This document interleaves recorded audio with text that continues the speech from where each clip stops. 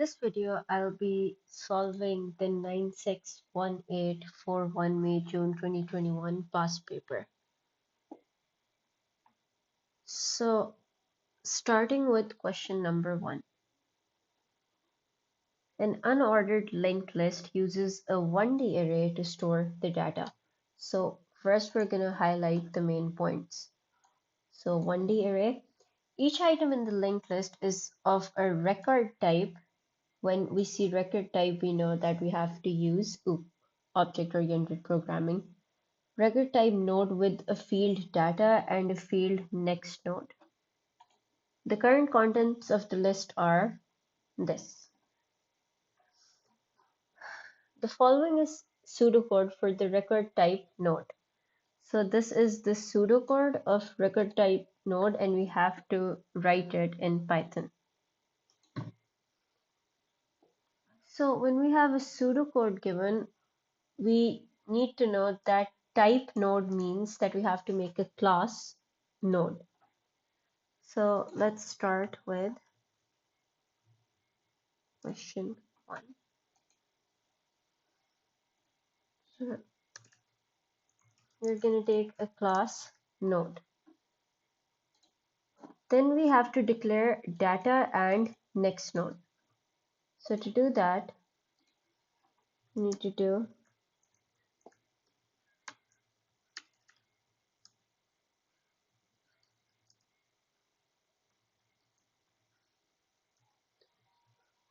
so we have to take data and next node.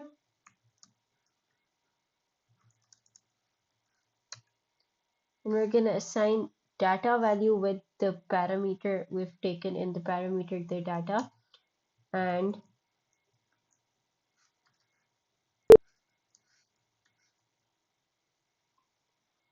next node with the next node. So this is our part A. We've completed our part A. So as you can see in the marking scheme, this is how it's done. Moving on to the next part. The next part is write program code for the main program. Declare a 1D array of type node with the identifier linked list and initialize it with the data shown in on table on page 2. So moving on to part B, we're supposed to take an array linked list and we have to initialize it with this data. It has to be of type node and it needs to be filled with this data. So we're good. As we know, our node has data and next node, and here it's also data and next node. So what we're gonna do is all of these will be written as node, here the data and then the next node. So for example, for index 0, we have node 1 and 1. And for index 1, we have node 5 and 4, and so on. So let's write the code.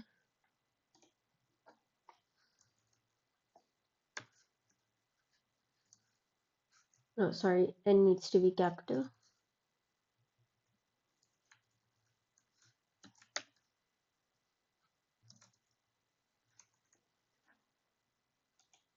We have 6, 7, 7 minus 1.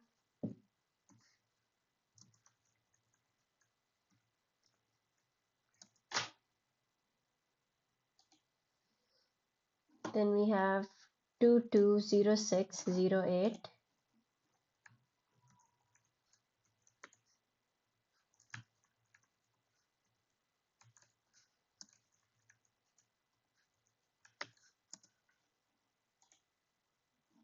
Then we have 56, 3, 0, 9, 0 minus 1.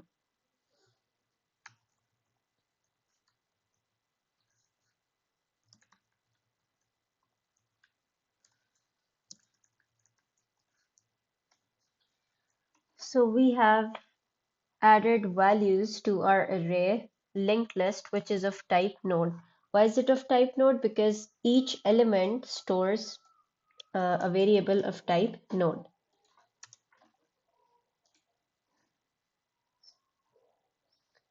It also says declare the pointers. The pointers here are start pointer, which is 0, and empty list, which is 5. So start pointer is equals to 0, empty list is equals to 5. So now let's check this in the marking scheme. This is how we've done it as well. Moving on to the third part.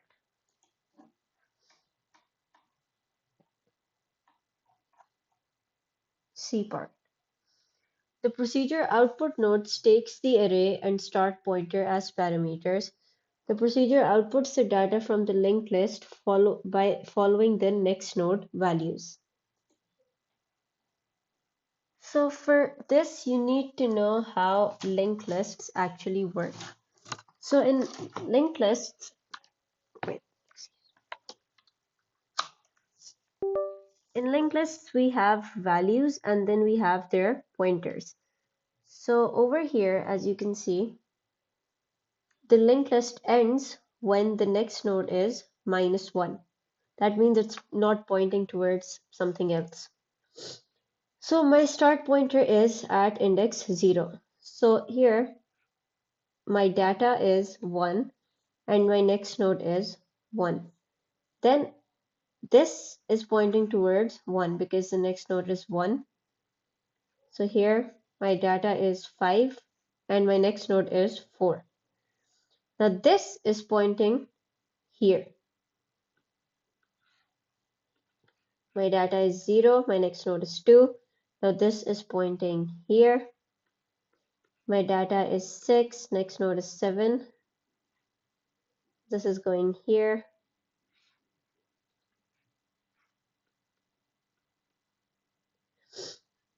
Then my next node is 3. So this will go here. And we have 7 and -1. Now, when it reaches -1, we know that this is where the linked list ends because -1 means it's not pointing towards anything else. So what we're going to do is we're going to take the start pointer and then we're going to move it till it reaches -1. So we're going to write the function. We're going to take the linked list as parameter and we're going to take current pointer as parameter. Then we're going to do while current pointer is not equal to -1, we need to print linked list current pointer dot data, and then we need to move value of the current pointer, which is equals to linked list current pointer dot next node.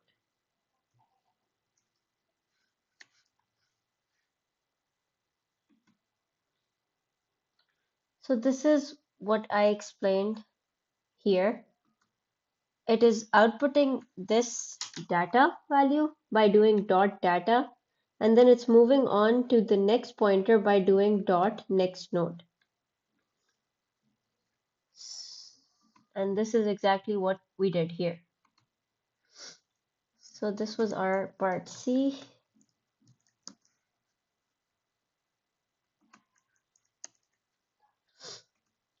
Okay, let's move on to the next part.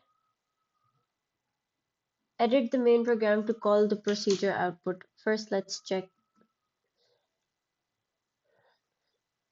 This is how we did our third part as well.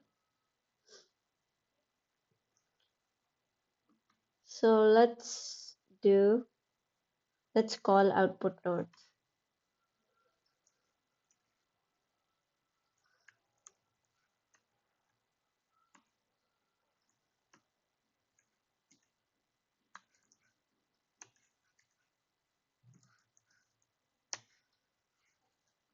So let's see if this works.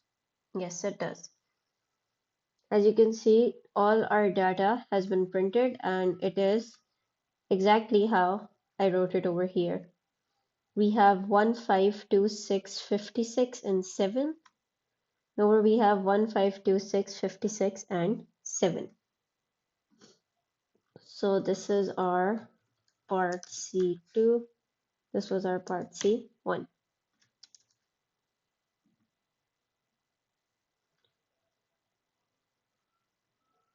Now let's do part D. The function add node takes the linked list and pointers as parameters, then takes as input the data to be added to the end of the linked list. The function adds the node in the next available space, updates the pointer, and returns true. If there are no empty nodes, it returns false. So basically what's happening here is we're adding a node to the linked list. So let's see how that happens. Here we have empty list, which is pointing towards the next free index here. So our empty list is pointing over here, empty list. So now what we need to do is we need to go through the linked list and find where it ends. Here it's ending at -1. So what we need to do is we need to add a new element here. So a new element, for example 100, will be added here. This -1 will be changed to 5 because now it's not pointing to nothing, it's pointing to the empty list, which is 5.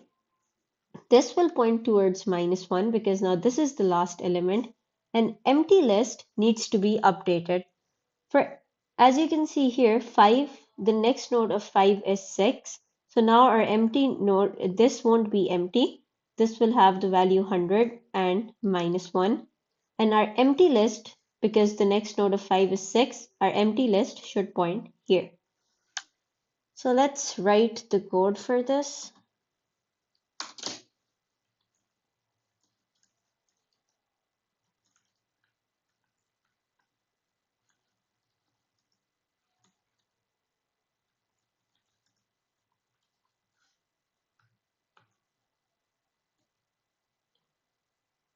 So here first we're gonna ask the user for input.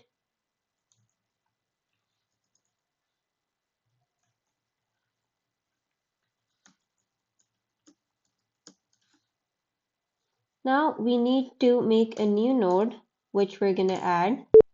So it'll be node data to add, and the pointer will be -1 because it won't be pointing towards anything.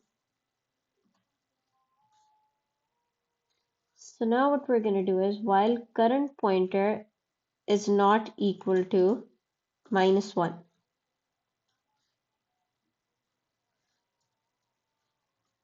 Current pointer, we're going to move the current pointer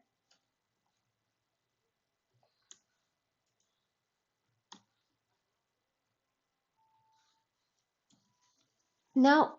We don't only need the current pointer because here the current pointer will keep on moving till it gets to -1. So we're going to need a previous pointer as well. So what this means is when current pointer gets to -1, I need to know where it's pointing to -1. So here I need to have to store 3 and something as well. So I'm going to take a previous pointer.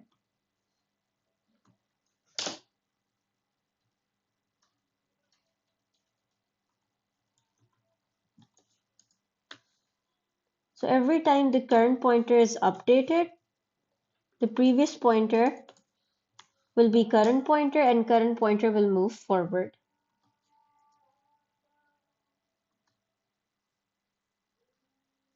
Okay, so I forgot to do something. Linked list, empty list will store new node. So now that we've found our previous pointer and current pointer, will go out of the loop.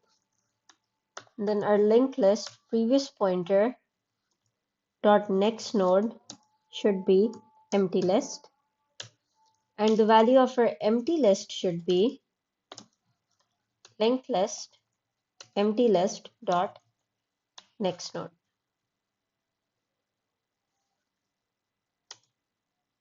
So let's see if this is what our question asks. Oh, we have to return true and false as well. So to check that, we need to see if empty list is greater than, sorry, is less than 0, or wait, and sorry, empty list is greater than, I think, 9, because we have 9 elements here. Let me check. Yes.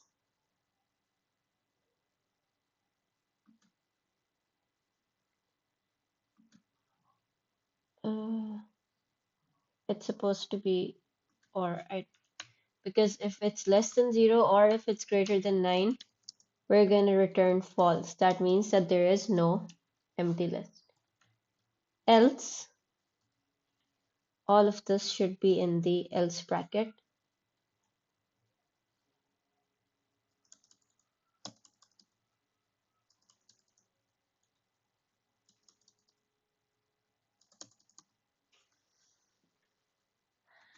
So when we've done that, it will return true. So this is how adding a node in a linked list works. Let's check from the marking scheme. That is how we've done it as well. Let's move on to part 2. Edit the main program to call add node, output an appropriate message depending on the result, and call output nodes twice. So this was D1. Now let's do D2. Let's add a message as well here. Print no space in the list. And over here, let's print node added. Okay, so we're supposed to call output nodes, linked list, and start pointer. And we're supposed to call add nodes, linked list, start pointer, and empty list. Then we're supposed to call output nodes again. So let's see if this works. So first we have this, then let's add the data 100, and then we have this 100 has been added successfully. And here it's displaying node added. Okay, let's move on to the next part. Part 3, no, part 2. Test your program by inputting the data value 5. So let's add 5. To make it more simpler, let's print before adding. And here, let's print after adding. So before adding, this was our linked list. After adding, this is our linked list. So we're done with question number 1. I will continue question number 2 in the next video.